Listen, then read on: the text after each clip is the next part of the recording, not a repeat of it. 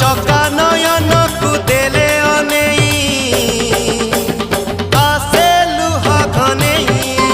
तोर कड़ा बदन को देले अनेई आसे लुहा घनेई